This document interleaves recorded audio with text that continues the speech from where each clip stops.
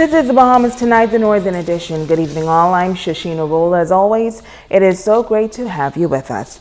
Topping news, the proliferation of illegal firearms, a major concern for police here on Grand Bahama. Tonight, the authorities are calling on the public to assist police as they try to stamp out illegal weapons and other criminal activities.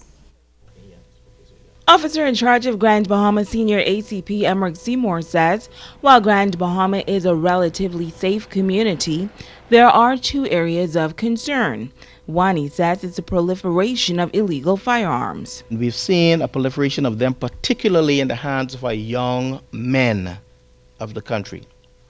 Now we know, and you know, if the young men of this country, or some of the young men of this country, have in their possession an illegal firearm, there's nothing good can come out of that.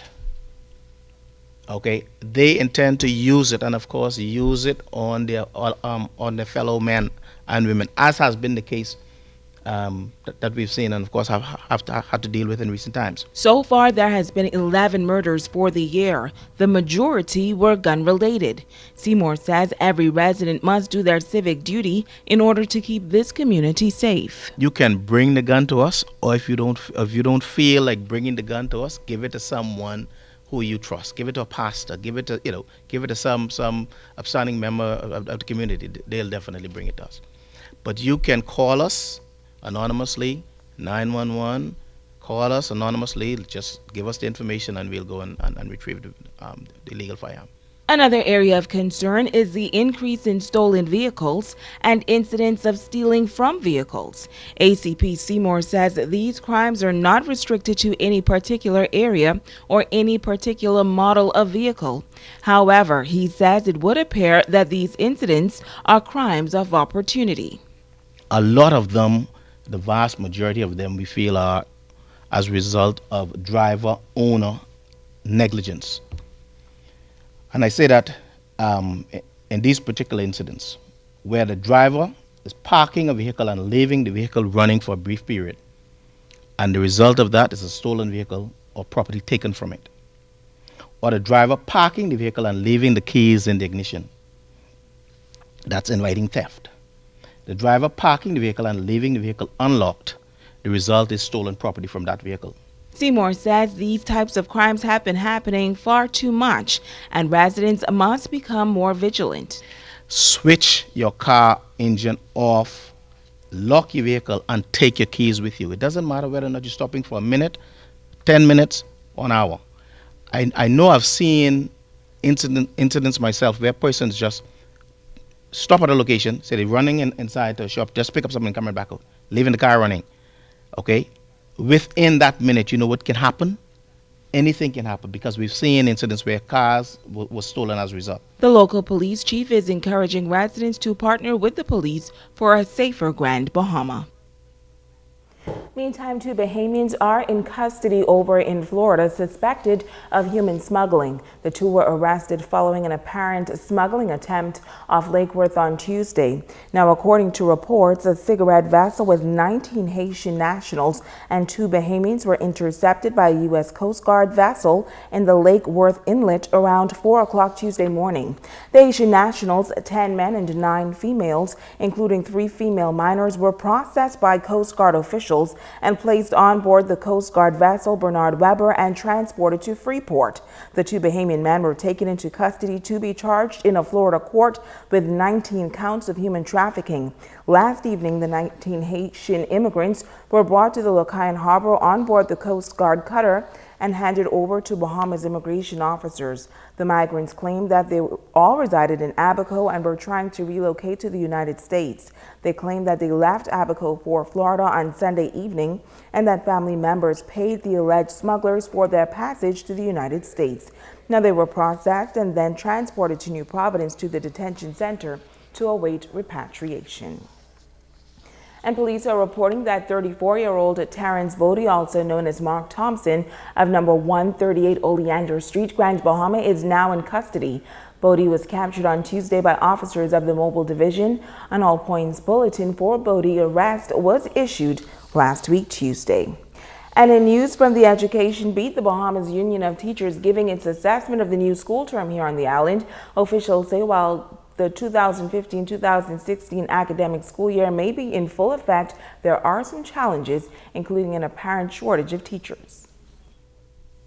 Area Vice President for the Bahamas Union of Teachers, Quentin LaRota, sharing his concerns when it comes to the shortage of teachers at the 8 Mile Rock High School. We've had, particularly in the science area, we had one of the science teachers, and congratulations to her, she was promoted to senior mistress, biology teacher, and that, of course, she has to be replaced. And they may perhaps need another science teacher as well. I'm also concerned for the rest of the school campus. It could be better than it is now, as expressed to me. And I think the government is probably trying to decide how much to invest in the entire campus, considering that they want to build a new school for the West. But he says a shortage of teachers is not just exclusive to this school in the Western District. There are some shortages throughout the district in certain areas. Physical education was one that was highlighted at two schools. One of the St. George's High School with some English teachers. The English teacher has shown up and is ready to work, very enthusiastic. Young lady, I met her yesterday, but she does not have the letter of appointment. And so I had to advise her not to engage in employment at the school until she has an official letter from public service that instructs her to do so. And the area vice president notes that not having that letter of appointment by the beginning of the school term is part of the problem. You can't have what we have now or what we had last year, schools opening. The teachers know the schools they're supposed to report to. They've been engaged by the Ministry of Education, but the process of hiring is taking far too long. I also think that the process of promotions and interviews are taking too long, because some of those teachers got word of their promotions and so forth the week when school opened or right before, which means that now you have to find their replacement because they're moving from teachers to administrators, and so you have to replace them. LaRota adds that due to the teacher shortage, those who are already in the classrooms may be asked to teach additional classes. However, he notes that their industrial agreement limits the amount of classes a teacher can teach.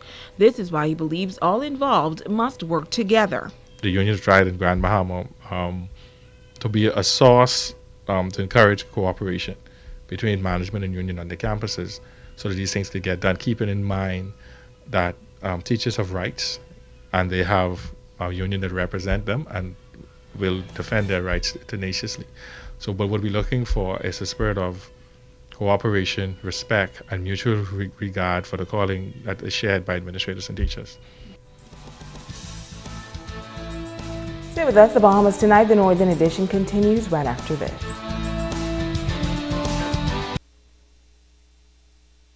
Bringing news that matters to you. You're watching the Bahamas Tonight Northern Edition. Welcome back. An emerging youth program getting some much-needed assistance from a local parliamentarian. This donation could be the beginning of a long and a fruitful relationship. Italia Hall has the story. The new Kevin G. Tomlinson Cultural Arts Center is located on the busy East Sunrise Highway. It is just a short distance away from the traffic circle that leads to the St. George's High School. Concerned among the level of traffic near the youth center and the safety of the youngsters, the Member of Parliament for Marco City, Gregory Moss, decided to erect a fence around the facility. He hopes it will enhance the level of safety for the students. I was very pleased to see him acquire this property, but I was very concerned when I saw the roadworks with the safety of the children. So we've stepped in and immediately taken care of enclosing this part of the property so the children will be more safe. We've committed to enclosing and roofing a portion of the property in the back so they can have some outdoor space. And I've said very openly to Mr. Tomlinson that I want to know his plans for expansion. Moss says he is pleased with the work that Tomlinson is doing throughout the community and notes that he will do his part to help wherever possible. If we want to develop a city, we need to develop a soul for our people. And that in that sense, I'm talking about the artistic side of our people. And so I applaud what he's doing here, because this is reaching out to the youth and saying to them very clearly, you matter, your talents matter. We're interested in your excellence and in helping you to bring out that excellence, and we're going to share it with the community and help to profile you. Tomlinson expressed gratitude to the Marco City MP for his assistance. Very grateful for Mr. Morse's contribution, and not just his contribution with defense, but his interest on the whole. Mr. Morse is not new to the work that I've been doing. For years, he's been a great supporter. Always there as a motivator, and it just so happens I'm now in his constituency here in the Marco City, and just to show the kind of person he is, we're just noticing the kids running around inside the yard and first of all thinking about their safety. Tomlinson says there is more work to be done at the Cultural Arts Center, and any assistance from the community would be appreciated. It's Talia Hall, ZNS Network News. Well, Tabernacle Baptist Academy is celebrating a major academic achievement. Principal Norris Bain says the recent GLAT examination results at the private institution shows a remarkable improvement, and he is pleased. We have a number of students that made perfect scores in the GLAT, and we are very proud of them. And we're very proud of the results that we saw from the GLAD exams. Our third grade teacher and sixth grade teacher did an awesome job in preparing their students, and I think that that's because they made a lot of sacrifices. For no extra pay, they would be here in the evening time, spending time with the students and making sure they understood what was needed in order to be prepared to take the GLAD exam at the grade 3 and the grade 6 level. Bain says results in the BJC and BGCSE were also impressive. The amount of students making A to B grade here at school went up 3%. The amount of students making A to C grade went up 85, and this is the BJC now, 85% of our students in 2014 got between A and C grade. That sat the exam. In 2015, 88% of them got between A to C grade. What I'm most proud of is that the amount of students making E in the school, in the BJC level, continues to drop. E, F, and G, those numbers continue dropping. That's what we shoot at. Same thing with the BGCSEs. Number of students making A to B grade went up 5%. Number of students making from A to C grade went up 7%. Number of students making from A to D grade went up 3%. And then the number of students making E and worse went from 17% to 16%. That's always good news. Now it's time to ask the doctor. I'm Dr. Monique Pratt. Welcome. Darcel asks, I have a teenage daughter who has recently told me she was pregnant. What are some of the health risks associated with teen pregnancy, and how can I promote proper prenatal care? Thanks for your question, Darcel, and I'm most certain that there are many parents that share a similar situation as you do. Pregnancy can be one of the most difficult experiences that a teenage girl can ever face. Understanding how to support your daughter as she deals with pregnancy is extremely important. Pregnant teens and their babies are at a higher risk of experiencing various health problems than those that are older. The most common complications for pregnant teens, particularly for those who are younger than the age of 15, as well as those who don't receive prenatal care, include low levels of iron in the blood, a condition called anemia, high blood pressure, and preterm labor. Babies who are born to teen mothers are more likely to be born prematurely and have a low birth weight. A pregnant teen can improve her chances of having a healthy baby by taking good care of herself. If you or someone you know has a teenage daughter that is pregnant, help is available. Please make an appointment with one of our obstetricians at our community clinic for counseling, family planning, and prenatal care. I'm Dr. Monique Pratt, and this has been Ask the Doctor. Stay with us. Ricardo Liborn has a check on sports when we come back.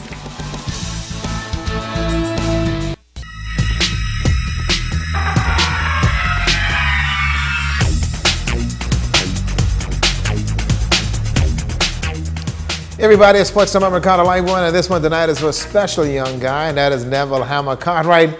He's a softball coach of then and still today can do some things. Well, the Grand Bahama Amateur Softball Association got 3 games in last night at the Plex, so let's cross the line, okay? That's good. The Pelican Bay Barracudas and the Grand Bomber Shipyard on the diamond and co-ed play, and it's the Barracudas with the hard bats.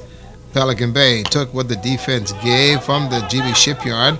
Fortune is right where it needs to be, and that is a fly ball here to center. This one will drop into Barracudas on a run. Well, the Shipyard needed to stop the bleeding, and they got their wish. The 5-3 play, and they'll get the out. The Shipyard needed to get something going, and what should be a way to get it done? A routine play became routine?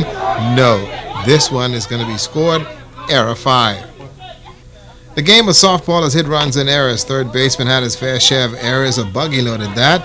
The heads-up running here also helped the cause for the Shipyard.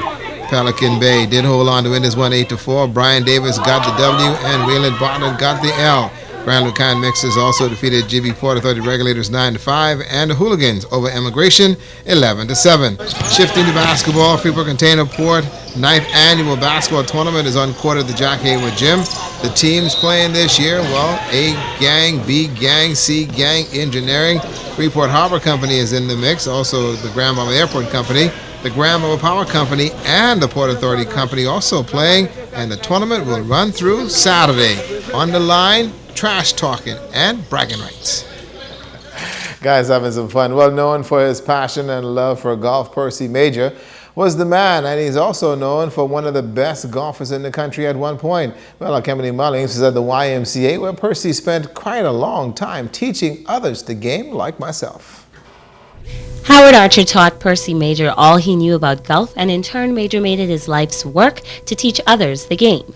Major joined the YMCA family in the late 80s. Executive Director at the Y, Karen Pender Johnson, believes his passion to make golf available to all on the island motivated him to stay. Golf is not a sport where the less fortunate would normally have an opportunity to participate in. And I think that was one of his passions, just to be able to give back to the community and to be able to reach those individuals who normally would not be able to afford golf lessons. Pender Johnson says Major was well respected by all throughout the sporting community on the island for his contributions. Anyone who plays golf on Grand Bahama knows Percy is the man. As far as teaching it and having the personality and the swagger to interact with the rich and famous as well as the less fortunate. He was just an all-around person when it came to golf. At any time. I think Percy's the only man who had a golf stick 24/7. Having worked with Major for many years, Pender Johnson reflects on what she's learned from him. Percy has shown me, taught me through my interaction with him, commitment and dedication is key in anything that you find yourself a part of. And it's because of his commitment and dedication, golf was available here at the YMCA. Despite there being very little funding for the program, his commitment to the sport, his dedication to the sport, allowed golf to continue. The YMCA now faces a major void, and the sporting community has lost a giant of a man and stalwart in golf in the person of Percy Major. Kimberly Mellings, ZNSO Sports. And you know, it's actually time of that year, baby. Hey, guess what? Football tonight is going to be New England and Pittsburgh. And yes, the Miami Dolphin fans are coming out of the woodworks. Even the crazy ones like Woody Sweeten, who dealing with those folks down there. Woody, you and Darren and the rest of you fellas, y'all sit small until your name called. That's the way it goes. That's sports tonight.